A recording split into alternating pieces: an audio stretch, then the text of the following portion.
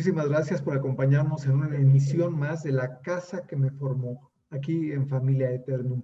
Hoy estamos de manteles largos y no puede ser para menos. Tenemos el privilegio de contar con un divulgador de la ciencia, narrador, conductor de programas culturales, escritor, ensayista, novelista, explicador de la ciencia, aventurero del conocimiento, mago de la palabra, maestro del relato y brujo de la memoria. Escribiré solo para describir brevemente a José Gordon, mejor conocido como Pepe.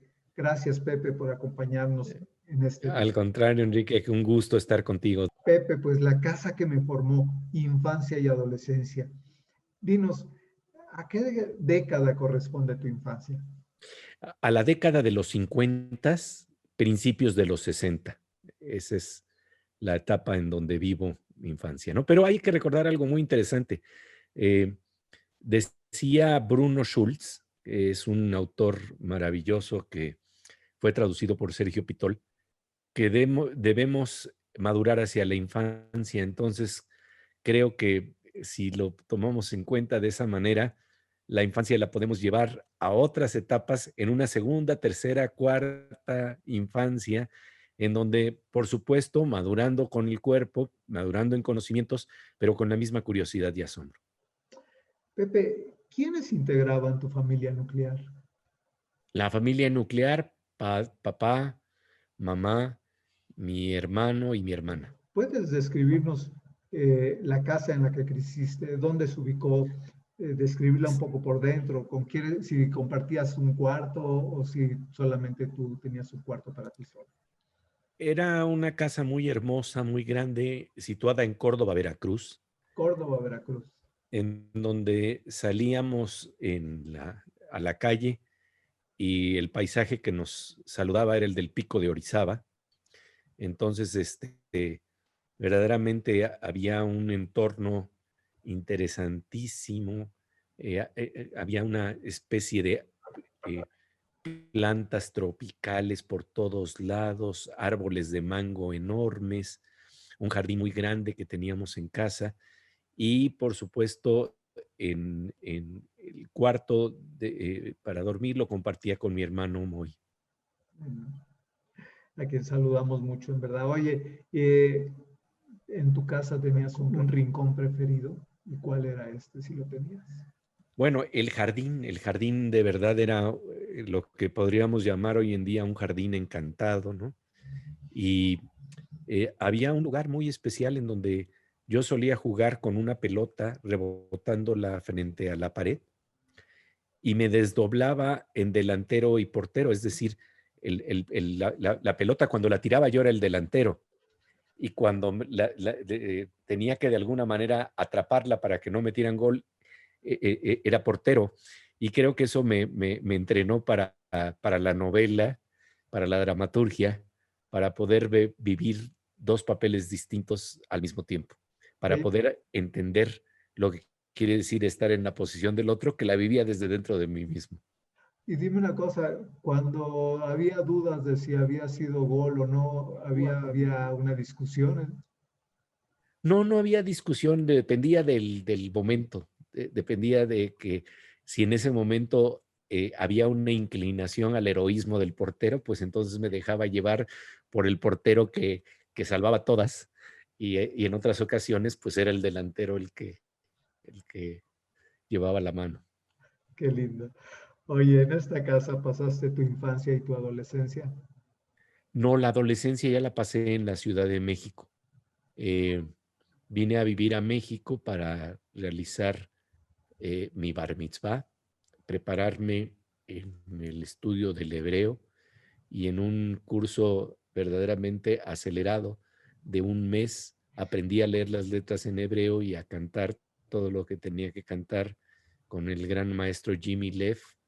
Y bueno, eso representó un tránsito porque mis padres se quedaron todavía en Córdoba, Veracruz, mientras hacían la transición para vivir a la Ciudad de México y mi hermana nos acogió muy cálidamente a mi hermano y a mí. Y entonces la secundaria la vivimos en la Ciudad de México, lo que representaba una transición enorme, porque quiero decirte que yo tuve la mejor educación posible en términos de maestros de origen español en Córdoba, Veracruz, que formaban lo que se llamaban entonces escuelas Cervantes, en donde estos maestros que venían precisamente de la Guerra Civil Española, eh, republicanos, tuvieron una mano impresionante en términos del rigor, la calidad y la extensión de la educación que vivimos de una manera enormemente creativa, enormemente creativa. Nunca me olvido yo de un gran maestro que se llamaba Antonio Bargés, que eh, en las tardes de los días viernes siempre nos presentaba unas diapositivas o transparencias, traía su proyector en momentos que no entendemos lo que quiere decir esto cuando ya tenemos teléfonos celulares y el video y todas las imágenes fluyen por cualquier lado, pero en unos momentos en donde incluso la señal de recepción de los canales de televisión eran verdaderamente nostálgicos para los que vivíamos en provincia, porque todo se veía a rayas, el canal 5 no podía entrar, en fin, y entonces la búsqueda de imágenes era completamente distinta a esta etapa de las computadoras. Este maestro nos exponía las fotos que él había tomado en rincones arqueológicos, en donde estaba verdaderamente entrando en el alma mexicana, entrando a nuestra cultura de manera profunda. Y me acuerdo cómo entonces nos mostraba transparencias en las que veíamos el escudo de Yaluacán y veíamos la orfebrería y la fina cultura mexicana que se expresaba en estos restos prehispánicos y un amor que nos transmitió por México en esas tardes que a veces eran lluviosas, en donde se cubría todo el salón para que pudiéramos tener la proyección, las ventanas se tapaban y entonces entrábamos a ese mundo mágico de las imágenes, pero sobre todo de la pasión compartida por un gran maestro. Y cuando pasaron a la Ciudad de México, ¿por qué área vivías? Por la Colonia Condesa, en la Colonia Condesa, en la calle de Mexicali número 7, casi esquina con Nuevo León. Ahí pues vivimos todo el cambio a este mundo urbano en donde tenías que transportarte en camiones, en donde verdaderamente la intimidad que tenías en la provincia ya no se respiraba, pero había otras cosas que también eran muy atractivas que nos iba abriendo el mundo de la Ciudad de México. ¿Cómo cuáles? Bueno, por ejemplo, los libros, las revistas con las que podía tener contacto eran muy distintas a las que podías encontrar en una ciudad de provincia. Me acuerdo que en Córdoba, Veracruz, a lo mucho encontrábamos por ahí eh, libros de Sherlock Holmes, porque no habían librerías en sí, sino que era el lugar en donde se veían donde se vendían los cómics, las historietas, les llamaban entonces cuentos, así también, Cuentitos. Sí. cuentitos o cuentos, y entonces había un solo lugar en donde de repente, como una bodeguita muy chiquita, en donde de repente encontrabas unos cuantos libros y pues eso era la librería que había en Córdoba, Veracruz, y de repente llegar al mundo de la Ciudad de México y encontrarte con todos los libros posibles y también con las revistas, porque nunca se me perdió entonces ya el amor por las historietas. Me acuerdo que me encontré muy tempranamente desde Córdoba, Veracruz, con los supermachos de Ríos. Y bajita la mano, ahí te vas formando ideológicamente y te vas formando en un contacto con la realidad mexicana que no precisamente encontrabas en la pequeña Lulú y en esas otras historietas, ¿no? Así es. Pepe, cuéntanos un poquito acerca del origen de tus abuelos y si tú fuiste cercano a ellos. Mis abuelos son de origen polaco y sí tuve una relación muy cercana, sobre todo con los abuelos de la parte materna, porque de la parte paterna vivían en San Francisco, la única sobreviviente, mi abuela, del lado paterno, vivía en San Francisco. Pero entonces, en la Ciudad de México, el contacto con mi abuelo especialmente era muy, muy cercano, muy íntimo, porque a él le gustaba mucho argumentar, discutir, traer a colación libros, en fin. Entonces esto era muy estimulante para mí porque tengo que decir que mi casa siempre estuvo rodeada de libros. Mi mamá fue una gran lectora y entonces eso para mí facilitó mucho las cosas. Yo en cuarto año de primaria, desde tercer año de primaria, empecé a leer por mí mismo Corazón Diario de un Niño, y cuando descubrí este libro se me abrió un panorama inmenso, ver que los libros te podían llevar a conocer rincones de otras vidas, de otros seres humanos, de otras regiones, de los sentimientos más importantes con los que puedes enfrentar la vida. Para mí fue revelador y entonces me acuerdo que descubrí entonces también las novelas de Louisa May Alcott, una que se llamaba en particular Hombrecitos, y en ella encontré a un personaje muy interesante que era un joven niño pasando ya a la adolescencia, que era artista, que tocaba el violín. Y recuerdo que la sensibilidad con la que estaba descrito ese muchacho, de alguna manera me planteó una posibilidad de identificación enorme, porque aunque yo no tenía a mi alrededor músicos, creadores, artistas, tenía a mi amigo de la novela, en donde yo de repente empezaba a descubrir cómo podía verse y sentir el mundo con un alma muy delicada y muy fina y muy sensible a todo lo que tenía que ver con la música y con el arte. Entonces sí, para mí fue un encuentro enorme ese. Y por supuesto empecé entonces a leer de manera muy precoz. En cuarto año de primaria, de repente me di cuenta que estaba el libro Mila 18 y Éxodo de León Uris, y también los devoré. Y entonces me di cuenta de que estaba saltándome etapas y que podía descubrir ese mundo de los adultos que a veces se consideraba secreto. Yo lo estaba pudiendo explorar a partir de los libros, y la fascinación de ver lo que me revelaba las novelas, lo que me revelaban las novelas, me acompaña hasta la fecha. Y gracias a un hogar en donde mi mamá siempre tenía las paredes llenas de libros. Dime una cosa, ¿a qué escuela acudiste ya en México? En el Colegio Israelita de México, y entonces, claro, tuve que aprender también hebreo, yiddish. Me recuerdo que un profesor de repente, y yo no sabía yiddish, entonces recuerdo que un profesor se acercó conmigo y me preguntó algo que pues para mí en ese momento era un poquito difícil, porque cuando me empieza a hablar en yiddish en todo el salón de clases, pues yo no le respondo y entonces me dice, ¿qué? ¿No hablas yiddish? ¿Qué? ¿Eres de Guatemala? Y bueno, no era de Guatemala precisamente, O sino sea, había vivido en Córdoba, Veracruz, pero afortunadamente un muy buen amigo en ese momento se levantó y dijo, no, él acaba de llegar de provincia y entonces sentí también lo que era el espaldarazo de la solidaridad y de que tenías amigos que estaban ahí, aunque todavía no los conocieras. Y esto fue muy, muy hermoso, ¿no?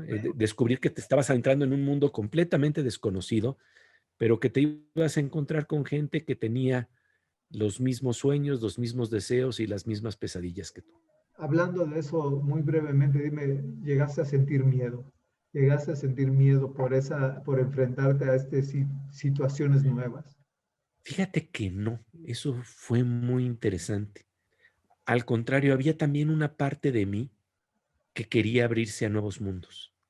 Y claro, estaba el problema de que sí, la tristeza de que no estuvieran ya no estuviera con mis padres, pero era también un poquito una afirmación de independencia para mí, y creo que fue importante para mí esta cuestión de saber que con tus propias herramientas, con tus propias armas, tenías algo que los psicólogos llaman independencia de campos, que te permite de alguna manera valorar lo que quieres más allá de la situación cambiante en la que vives.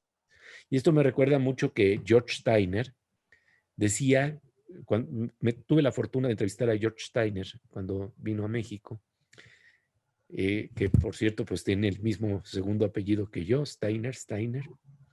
Y y incluso platicamos de dónde venían nuestras familias para ver si había algún origen común. Pero recuerdo que una de las cosas que me platicó es que era muy sano el que pudieras cambiar también a veces de entornos. Y yo lo identifiqué claramente. Y él decía que lo que pasa es que donde tú tengas una pluma y un papel, en el caso de él que es escritor, decía, y hay libros, ahí estoy yo, no dependo del entorno. Claro que por supuesto afecta profundamente, pero desde ahí me tengo que construir, reinventar. Y eso es de alguna manera ese espíritu que afortunadamente estaba por ahí despierto. Acerca de tus padres, dos cosas. Una, ellos son nacidos en México y si se conocieron acá, Nacidos en Polonia, nacidos en Polonia. Ok. nacidos en Polonia. Y ellos se Por eso el conocieron. Yiddish, por eso el Yiddish era un lenguaje secreto, porque era el lenguaje con el que se trataban de comunicar cuando no querían que entendiéramos. Aunque uno crece con ese murmullo y ahí está eso, y tarde que temprano vas descubriendo algunas palabras, pero no fue la lengua materna en el sentido de una lengua con la que pudiera asomarme al mundo desde esa edad pequeña, sino que más tarde lo voy descubriendo. Pero sí, el ver cómo su construcción de lenguaje en español era distinta a la mía, ver los ritmos verbales que tenían que eran diferentes y sin embargo darme cuenta que había ahí la misma picardía y la misma gracia que yo descubrí en la cultura mexicana, especialmente en la cultura de Veracruz, la cultura veracruzana, llena siempre de picardía, de inteligencia, de velocidad. Oye, ¿a qué se dedicaron tus padres? Mi papá era mueblero, de verdad de una manera muy interesante, como muchos de los migrantes, prácticamente de la nada, logra construir una empresa, una mueblería que se vuelve de las más importantes en la región. Mi mamá se dedicaba principalmente a labores de voluntariado social y altruismo. ¿Qué edad tenían aproximadamente cuando tú llegaste a este mundo? Mi padre probablemente 40 y tantos años y mi mamá como 27, 28 años. ¿Qué importancia dieron tus padres a la educación? Tareas, calificaciones, maestros. Hubo maestros que te dejaron una huella. Bueno, ya nos comentaste de uno de los. Sí, ya te comenté de los que me dejaron huella, pero fíjate que mis papás eran enormemente respetuosos de nuestros procesos. Confiaban completamente en nosotros. Nosotros nunca necesitamos regaños. No necesitamos nunca ninguna palabra fuerte porque nos impusieron, no, digamos, no nos impusieron, nos dimos cuenta por algo que hoy entiendo ya como las neuronas de la empatía, en donde de alguna manera tú estás leyendo lo que el otro está sintiendo y ellos leían lo que nosotros sentíamos. Y entonces nosotros sentíamos un sentido del orden que ellos tenían y de que les gustaba y apreciaban mucho que fuéramos eh, buenos estudiantes y confiaban entonces absolutamente en nosotros.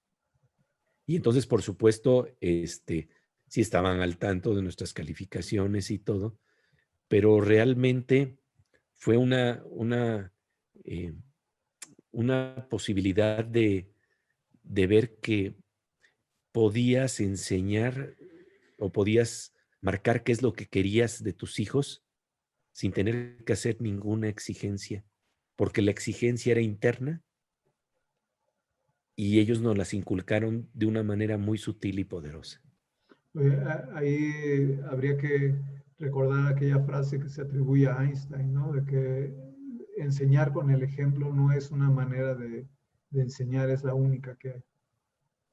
Es que fíjate que yo pienso que precisamente cuando se habla de las neuronas de la empatía, que son las neuronas que te permiten ponerte en la piel del otro, yo creo que los mejores maestros no tan solo te marcan por lo que te dicen, por los contenidos que te expresan, sino por la forma en que miran el mundo. Y uno ve esa mirada y uno siente desde dónde están mirando. Y ahí está la más importante educación, porque uno como chiquito está viendo la congruencia o incongruencia desde la mirada del otro. De tu infancia y la adolescencia. ¿Qué actividades tenían ustedes en las tardes o tenían algunas actividades de educación informal, de educación formal? No, fíjate que no teníamos ninguna educación informal.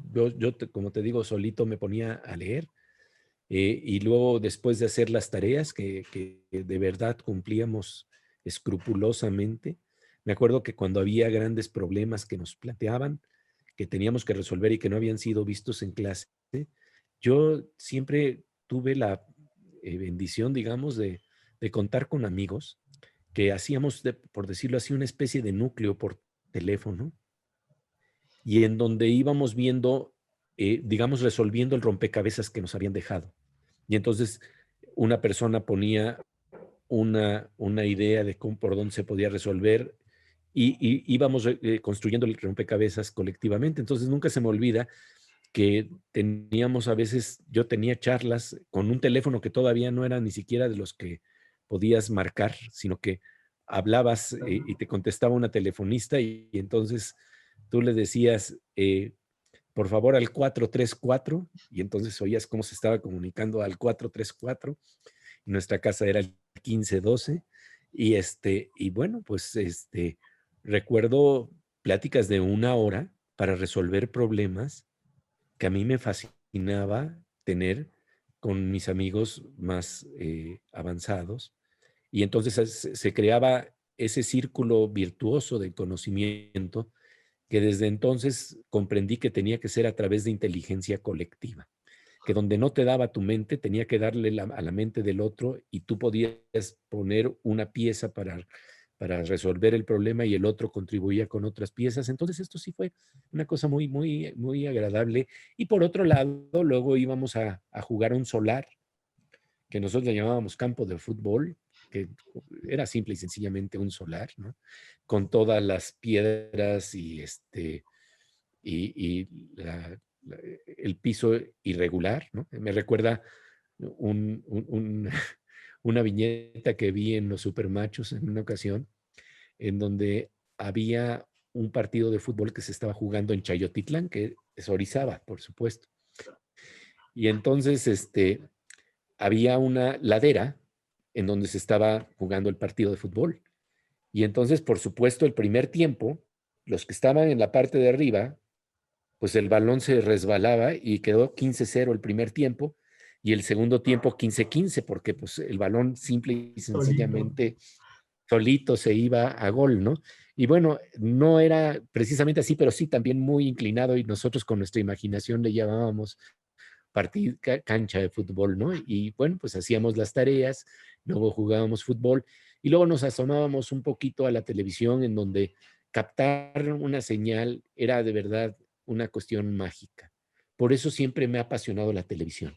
Saber que algo que está pasando a tanta distancia está rompiendo los límites de las paredes y de las montañas. Aquí en México, cuando tú veías televisión, no estabas tan consciente de eso porque la señal siempre más o menos llegaba. Pero en Córdoba, Veracruz, de repente la señal del mejor canal se te podía perder y de repente aquí y allá aparecía el fantasma del Canal 5 con sus promesas de programas que eran de barra infantil y que solamente podía apreciar cuando iba de vacaciones a la Ciudad de México, ¿no? Y entonces de repente cuando aparecía fantasmalmente la señal del Canal 5 era una sensación de que estábamos rompiendo límites y que nos podíamos comunicar más allá de lo que solemos comunicarnos. Oye, regresando nuevamente al núcleo familiar, ¿cómo era la relación entre tus padres y cómo era la relación padres e hijos y especialmente contigo? Muy respetuosa, muy respetuosa. Era una relación en la que siempre había una delicada atención de mis padres de uno hacia el otro. Y por otro lado, con los hijos, pues vuelvo a decirte, un respeto a nuestros deseos, que a veces bordaba en algo que tú dices, bueno, pero no tenían una idea de qué es lo que querían, digamos, imponernos, marcarnos, plantear los deseos que tenían ellos de lo que quisieron haber sido y marcártelos y dejártelos a ti, no de una manera burda, no de una manera tosca. Se filtraban de la manera más sutil. Se filtraban, por ejemplo, en momentos que para mí son inolvidables, en donde siempre tuvimos una búsqueda de la relación familiar intensa, a pesar de que vivíamos en Córdoba, Veracruz, tan solo la, digamos que familias judías en Córdoba, Veracruz, éramos prácticamente la de mis padres y la de un hermano de mi papá y mis primos que vivían en Córdoba, y había otra parte de la familia en Orizaba que vivían también eran dos tíos más con sus respectivas familias. Y algo muy importante es que todos los domingos, ya sea que ellos venían a Córdoba o nosotros íbamos a Orizaba. Y era una excursión como de una media hora para llegar, pasando por Portín de las Flores. Y en el trayecto, mis papás nos invitaban siempre a mi hermano y a mí a cantar. Y entonces todo el trayecto nos la pasábamos cantando. Y eso es lo que te va dando confianza de que tienes algo que comunicar y que lo puedes hacer a través del canto, porque estaba estimulado en la casa. Yo veía la satisfacción cuando decían mis papás, cántanos ahora esta canción, y mi hermano y yo nos poníamos a cantar, y todo el viaje de ida y todo el viaje de vuelta era canto, pero además también el contacto semana tras semana con los otros miembros de la familia. Y luego en vacaciones, el contacto también con los abuelos y el contacto con la familia, porque la familia siempre trató de estar presente a pesar de la distancia. Y entonces me acuerdo las cenas de Pascua o de Pesaj, en donde venían todos los primos y había una gran fiesta, porque desde México llegaban para pasar las vacaciones en Córdoba, Veracruz, y, y eso contribuyó a que, a pesar de estar tan aislados, tuviéramos un núcleo familiar fuerte que estaba mostrado precisamente por el ejemplo, no por las enseñanzas verbales. ¿Qué tipo de música escuchaban en tu casa? ¿Tocaron algún instrumento? ¿Qué música te gustó a ti? Tocaban Ray Conniff. Mi mamá le encantaba la música de Ray Conniff y Sarita Montiel, entonces estaba muy de moda. Y luego mi hermana, que se fue a vivir a la Ciudad de México antes, eh, ella fue la avanzada, la pionera. Cuando llegaba a México, a Córdoba, regresaba a veces con algunas amigas para pasar las vacaciones y también con discos que para nosotros eran la novedad absoluta, ¿no? Se estaba empezando a oír Enrique Guzmán, César Costa, Maite Gaos. Entonces, iba entrando una nueva música, y justamente uno de los grandes hallazgos ya en la Ciudad de México fue descubrir a los Beatles, ¿no? Ya entrando hacia la adolescencia, me recuerdo que habían programas de radio dedicados a los Beatles, y en vez de estar escuchando, viendo la televisión, curiosamente, la forma para mí ideal de terminar el día era prender la radio y ver, oír la música de La Pantera y de Radio Éxitos, en donde estaba empezando a fluir una nueva sensación del tiempo, porque los Beatles vienen a revolucionar toda la estructura musical que entonces teníamos, que era completamente distinta, ¿no? Oye, y en cuanto al cine y al teatro, ¿cómo te fue en tu adolescencia, en tu infancia y adolescencia?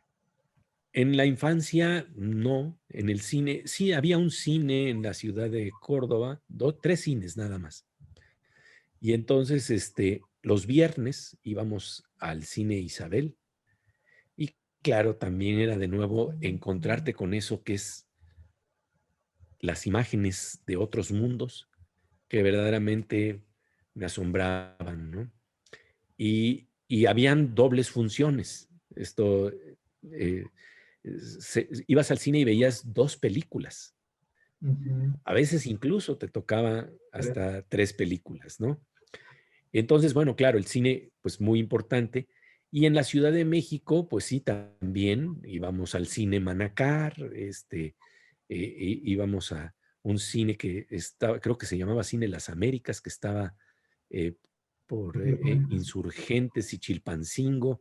Y entonces, ahí era la excursión a la gran ciudad, en donde también los puestos de cómics, de revistas, para mí eran importantes. Fíjate que antes de que Sanborns ocupara ese lugar central, realmente en México teníamos una especie de kioscos que surtían revistas, cuentos y hasta libros, y que era también fascinante porque se abría también todo un nuevo mundo con toda una serie de historietas que no llegaban nunca a la provincia, Rolando el Rabioso, en fin, una serie de, de Perdón. historias que pues para mí era también muy divertido y me atrajo siempre también por eso el mundo del cómic. Eh, yo le sentí siempre el parentesco que tenía con el cine, porque para mí el cómic es, digamos, o la historieta gráfica, se va a poner en movimiento mayor y eso se va a volver cine, ¿no? Y claro, también nos empezamos a asomar al teatro. Recuerdo que en una ocasión en tercero de secundaria, casi primero de prepa, uno de nuestros amigos era sobrino de un productor de una película de Jodorowsky y entonces, pues con gran curiosidad, tratamos de acercarnos él y dos amigos más a ver la película de estreno que era para la prensa. Y entonces, bueno, allí asistiendo a una película que se suponía que no deberíamos de ver, y además con la suerte de que cuando terminó la exhibición, de repente, en medio de la oscuridad, sentimos un flashazo y al día siguiente resulta que estábamos en las últimas noticias diciendo cómo se habían colado niños casi adolescentes a ver una película de Jodorowsky que era para mayores de 21 años. Entonces, bueno, pero esos eran los escarceos en los que uno estaba tratando de descifrar un mundo que estaba muy dramáticamente dividido entre este es el mundo para lo que puedes ver de niño, este es el mundo que puedes ver para los adolescentes y este es el mundo que puedes ver para los adultos. Y realmente esas barreras pues eran artificiales, eran tristes y nosotros queríamos saber qué es lo que estaba detrás de todo esa agitación que no era para tanto, ¿no? Y que tenía que ver con, pues, asomarte a otras formas en que se apreciaba la realidad, asomarte al mundo que supuestamente estaba vedado, que era el de los adultos. Y entonces, bueno, así también entramos al teatro y vimos las obras de Jodorowsky, el juego que todos jugamos, en fin, que era un poquito ir rompiendo las fronteras de lo que vivíamos. Me acuerdo también en este aspecto algo muy interesante, un maravilloso maestro de música que en tercero de secundaria nos trajo una novela de Gustavo Sainz que se llamaba Gazapo. Y esa novela, curiosamente, planteaba un mundo en donde de repente yo me di cuenta que estaba describiendo prácticamente a mis amigas y amigos que estaban en uniformes de secundaria. Y lo que pasa es que ahí descubrí que la literatura no tenía que ver nada más con el pasado, sino que lo que ocurría en las colonias del Valle, en donde estaba situada la, la novela de Gazapo, lo que ocurría, en donde estaba situada nuestra escuela, lo que ocurría con mis compañeras de clase, los vestidos de minifalda, todo eso también podían ser personajes de novela. Nuestros sentimientos confusos de adolescentes, tratando de entender y descifrar nuestro mundo, podían ser retratados en una novela y ahí es donde descubrí que nuestra vida puede ser una especie de novela, en donde Oye, hay sagas familiares intensas. pero ¿cómo se trataban los temas de sexualidad en tu casa? ¿Se llegaban a tratar? No, no se trataban. Creo que mi mamá sí tenía, digamos, la inquietud de que tuviéramos más conocimiento al respecto, pero todo esto era relegado, digamos, a la escuela. Era en la escuela en donde de repente nos metían a ver de nuevo transparencias y diapositivas que tenían casi un carácter clínico médico en vez de erótico, ¿verdad? y entonces, pues esas dos vertientes iban coexistiendo por ahí, la vertiente erótica, que la platicabas entre amigos, y por otro lado, estas descripciones casi de anatomía para médicos, ¿no? Pero y claro, esto implicaba esta cuestión con la que se trataba la sexualidad, que no era abierta, era parte del tiempo. Sin embargo, yo recuerdo que mi mamá estaba claramente consciente de que ese papel a lo mejor lo podía jugar mi cuñado, el esposo de mi hermana, que entonces, por encargo de mis padres, una vez tuvo esas pláticas de las abejitas, pero más avanzada, para que nos fuéramos enterando de esa parte de la vida, que desafortunadamente estaba, digamos, no tan abierta como debiera de ser. Hay que pensar que estamos hablando de que en la transición del 67 para adelante, se vivió toda una nueva forma de apreciar nuestros cuerpos y de relacionarlos con los demás. Es el famoso momento del 68 que llega a liberarnos de muchos atavismos, tanto sociales, políticos como sexuales, en medio de las represiones que también se vivieron y que también resonaban en nuestras aulas. Yo recuerdo que eh, estábamos en un salón de clases cuando, en tercero de secundaria, cuando empezaban a llegar los rumores de que de lo que había, de la tragedia que había ocurrido en el 68. Y entonces todo esto, pero se filtraba de una manera que no es la que tenemos hoy, con una información que fluye en Twitter, que fluye en las redes sociales, cuando entonces de repente te decían, es que el hermano de tal y tal de nuestros compañeros iba por el centro y su coche quedó completamente balaceado y se salvó de milagro, y entonces empezábamos a darnos cuenta de que había una realidad de la que estábamos de alguna manera resguardados por la adolescencia y por las escuelas y entornos que teníamos, pero a la que nos íbamos a tener que enfrentar tarde que temprano, ¿no? Y creo que algunos de nuestros mejores maestros fueron los que precisamente nos alertaron que había un cambio importante que ya se estaba gestando en nuestras vidas, como esta novela que nos leen en tercero secundaria.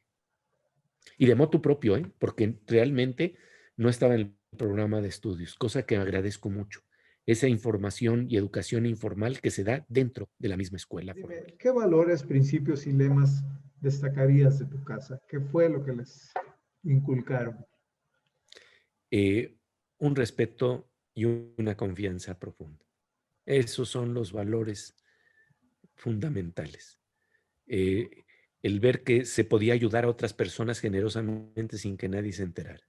De hecho, fíjate que la Shiva o el momento del duelo es importante, entre otras cosas, porque a veces te abre historias de tus padres, en donde estás viendo, estás completando el rompecabezas. Cada quien tiene una versión de lo que pasó con su padre o con su madre, y no tan solo entre hermanos y en la familia, sino hay otras versiones de los amigos que a veces no conoces. Y yo lo sentía, porque te digo, lo sentía desde el mismo corazón, pero no tienes idea de la cantidad de gente que se acercaba a decirme cómo mi papá, por ejemplo, los había ayudado y que nunca había presumido ni alardeado de que los había ayudado. Y se acercaban para decir que agradecidos estaban por esto. Y entonces, esta cuestión de la generosidad anónima, la que no tiene que tener focos y reflectores, creo que es uno de los grandes valores familiares que de alguna manera nos transmitieron. ¿Qué papel ocupaba la religión en tu casa? ¿Qué lugar ocupaba? En la forma del respeto a las tradiciones. No es que guardáramos Shabbat, no. No es que tuviéramos una casa kosher, no. Pero sí teníamos una casa en donde se leían novelas que estaban vinculados a nuestro legado.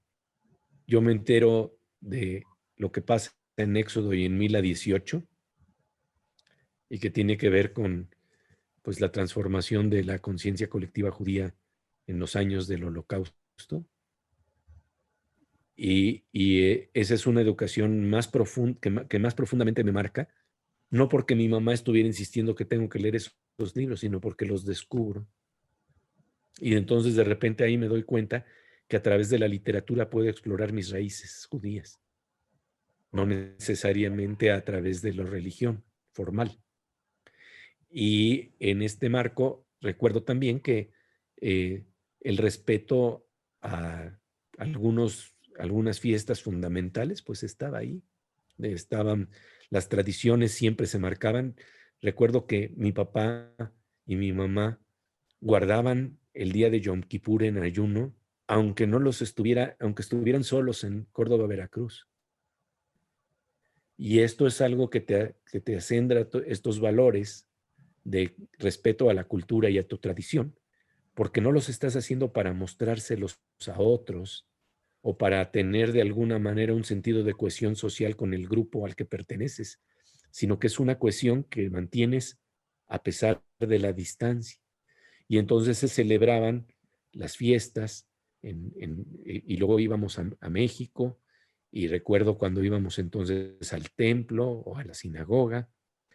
Y una cosa que rescato profundamente de mis padres es algo que luego descubrí en una película que se llama Yo, Abraham, tú, Iván. En esa película, de repente se muestra lo que pasaba en las fiestas mayores en una sinagoga. Y te vas dando cuenta cómo todos los niños están echando un relajo como si fuera una fiesta, mientras corriendo de aquí para allá y de allá para acá, mientras los otros están rezando. Y cuando yo vi esa película y comparé lo que pasaba cuando tuve mis primeras experiencias de estar en una sinagoga, me di cuenta que teníamos una raigambre que no tan solo pertenecía a ese momento que vive la cultura judía en México, sino que venía ya moldeada desde antes, con una sensación un poquito más libre. Yo tuve la fortuna de no estar en entornos muy ortodoxos, y entonces, pues ibas a Yom Kippur, ibas a los días del Año Nuevo, y recuerdo que también coincidían con los días de la Serie Mundial de Béisbol. Entonces, veías que las personas estaban rezando y traían sus radios para ver si Sandy Koufax iba a ganar o no iba a ganar, porque entonces en los Dodgers había un pitcher judío. Y esta sensación de que lo que se considera espacio sagrado y lo que se considera vida no están separadas, a mí me marcó muy profundamente. Y eso sí tiene que ver con la educación que me dan en familia y la educación que tenemos también en una cultura judío-mexicana, en donde en ciertas zonas se vive con una laxitud mayor, como la que vi en la película. Están en medio del lugar más sagrado, pero todos entienden que los niños juegan. Eso me parece una de las grandes lecciones, en vez de esta cosa de rigor que asusta y que hace que no te quieras encontrar a veces con lo sagrado. Digamos, descubrir que lo sagrado puede existir en el templo y en la calle. ¿Cómo eran los cumpleaños? ¿Qué tipo de regalos ustedes recibían? Y si tenían alguna relación a veces con lo que ustedes pedían. Fíjate, es bonito. Como te digo, mis papás, nuestros papás, porque estoy hablando de mi familia, nos leían muy bien. No teníamos que pedir. Ellos de alguna manera sabían y sentían lo que nosotros queríamos. Y entonces, siempre muy generosamente, ahí estaban los regalos, pero no había esta cuestión de que tuviéramos que pedir, sobre todo en la infancia. Ya luego en la adolescencia, oye, a lo mejor un tocadiscos, no sé qué, y este tipo de cosas, pero incluso no lo jugaban para regalos de cumpleaños, sino que cuando expresabas el deseo y si podían, lo hacían. Y esto también se agradece porque entonces la fiesta no es nada más el cumpleaños. La posibilidad de cumplir deseos se debería de dar todos los días.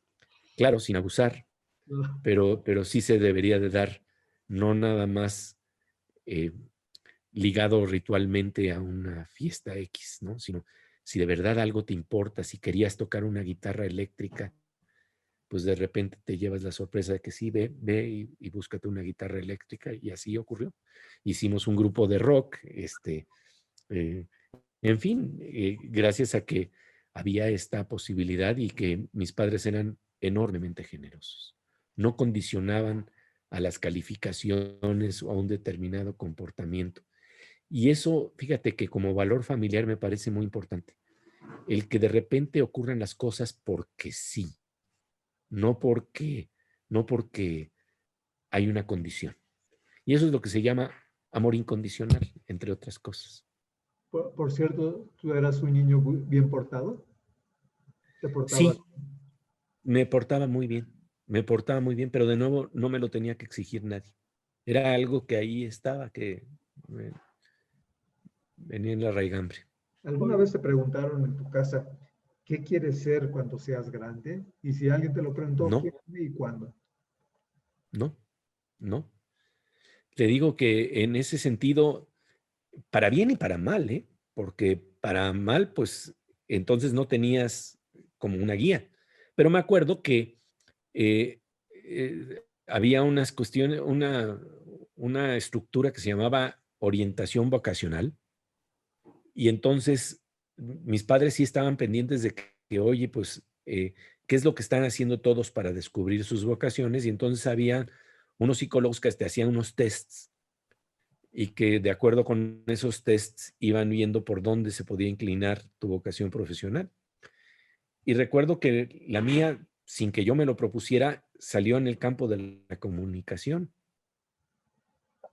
Y y cuando lo supieron mis padres, pues no es que estuvieran felices de esta circunstancia, porque no entendían muy bien qué iba a pasar con una carrera de comunicación y cómo se iba a jugar eso, pero de nuevo con una confianza profunda de que la vida te tiene que llevar por donde te tiene que llevar.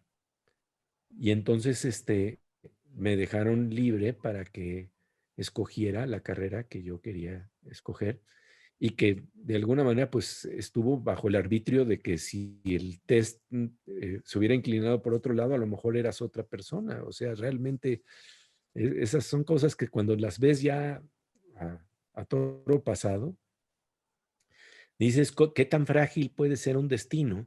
Porque ahí puede cambiar para, de manera radical lo que quieres hacer como proyecto de vida. Y luego, aunado a otras circunstancias, ¿no? En donde encuentras los maestros adecuados, encuentras los compañeros adecuados, porque si no, entonces eso donde te inclinabas no va a ocurrir. En fin, son estas cosas que son tan misteriosas y que precisamente necesitas de la literatura y de las novelas para saber leer en términos de destinos, de libre albedrío y de determinismo. Oye, ¿y tú cuándo te preguntaste por primera vez qué quiero ser cuando sea grande? ¿Cuál era tu deseo y si lo compartiste con alguien? Mira, yo lo único que te puedo decir con claridad es algo que tuve como una experiencia profunda en unas vacaciones en que estaba frente al mar. Estaba yo solo, tenía unos 7, 8 años, frente al mar, era la noche y nada más se veían las espumas de las olas que brillaban en medio de toda esa oscuridad. Y de repente para mí la pregunta clave que me hice desde esa edad tan pequeña era: ¿por qué existe algo en vez de que no exista absolutamente nada?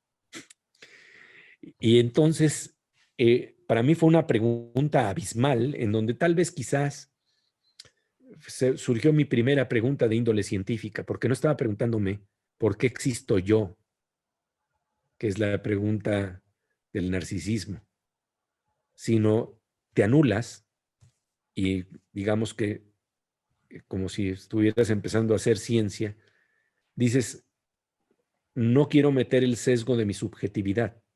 No estoy preguntando por qué existo yo, sino por qué existen las piedras, por qué existe el mar, por qué si hay algo en lugar de que no haya absolutamente nada. Ese misterio me atrapó para siempre. y lo he tratado de alguna manera enfrentar, confrontar a través de estudios de ciencia, a través de estudios de literatura, de novela, de arte, de contacto y conversaciones con grandes pensadores, tratar de desentrañar ese misterio tan enorme y tan inmenso de la existencia, ¿no?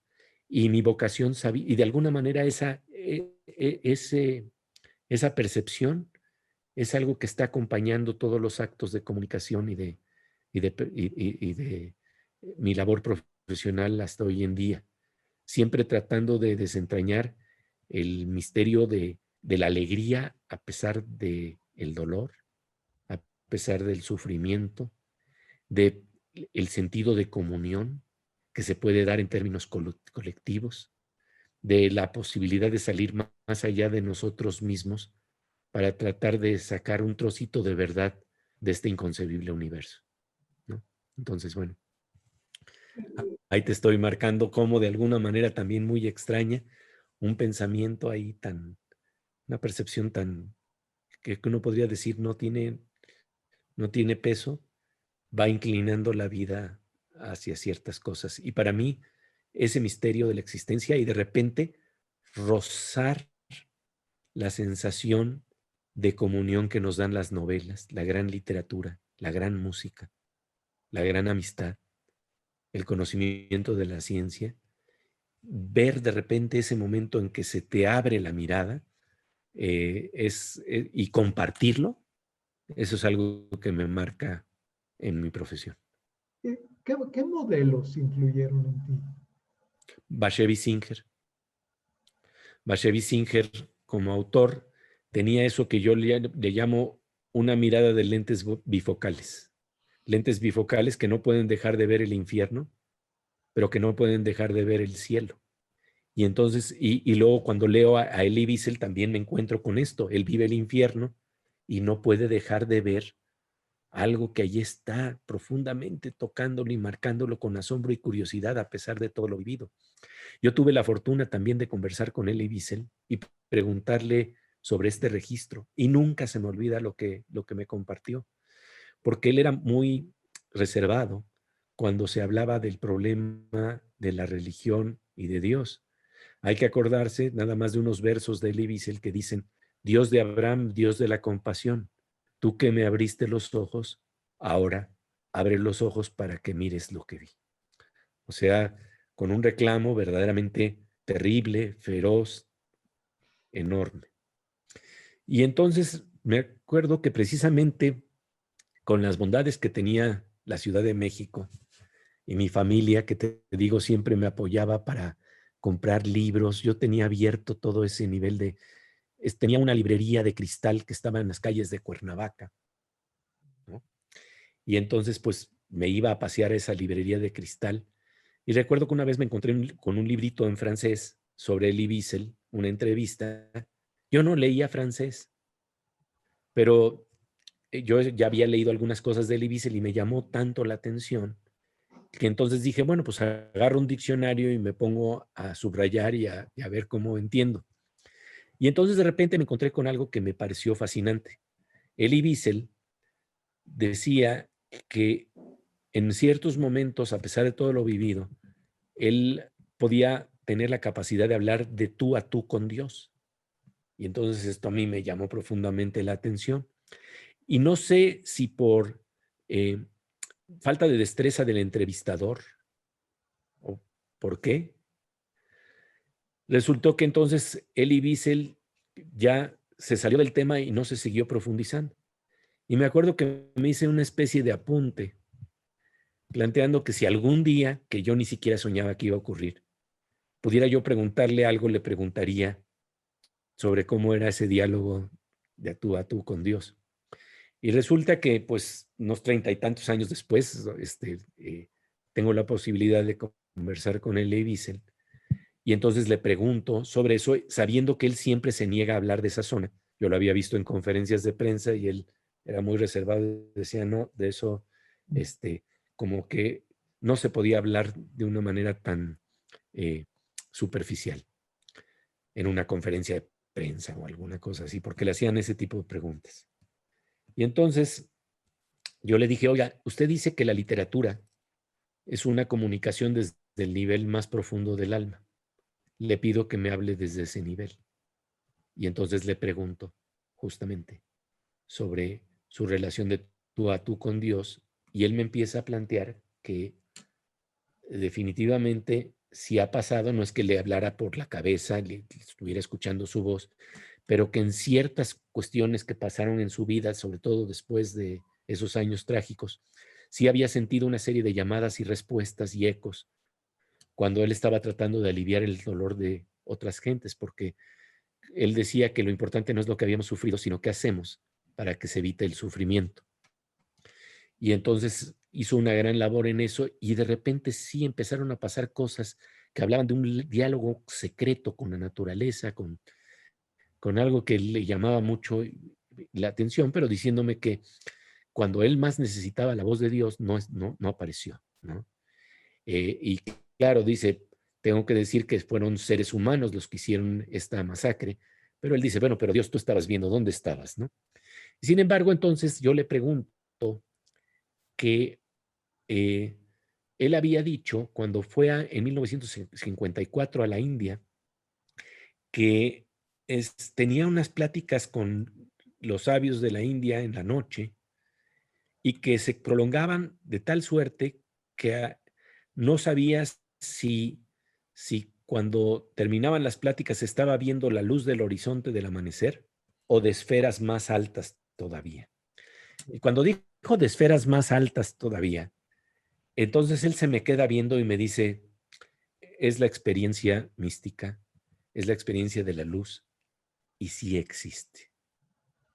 Y dice, y si existe, existe ahí a pesar de que pensemos que no se puede tener, existe ahí más allá de que estemos hablando de una experiencia estética como algo que está profundamente ligado a la verdad. Y entonces dice, y yo creo que en mí, a pesar de todo lo vivido, sigue existiendo todavía ese niño que buscaba precisamente ese tipo de experiencias que nos abrieran a la grandeza del misterio de la vida. Y bueno, eso es lo que me ha marcado profundamente profesionalmente, el poder compartir esa mirada de estos personajes que, como tú dices, me marcan, que tienen en este caso los lentes bifocales. No pueden negar los infiernos que vivimos, pero tampoco la experiencia del cielo. Pepe, mil gracias, muchísimas gracias por abrirnos, en este caso, la casa que te formó, y te agradecemos profundamente estas palabras y este tiempo contigo. Querido Enrique, de verdad te agradezco a ti, y de verdad, pues qué bueno que están haciendo estos proyectos para que descubramos entre todos colectivamente por qué es tan importante el núcleo de la familia, el núcleo que nos forma, que nos da raíz y que nos da horizonte, porque tal vez esta mirada que aparece en Bashevis Singer, que aparece en Elie Wiesel, que aparece en los maestros que nos marcan, aparecen los deseos de nuestras familias que se filtran sutilmente, silenciosamente, y cuando no nos damos cuenta nos están haciendo buscar otros horizontes. Muchas gracias. Gracias a ti, un abrazo. Abrazo.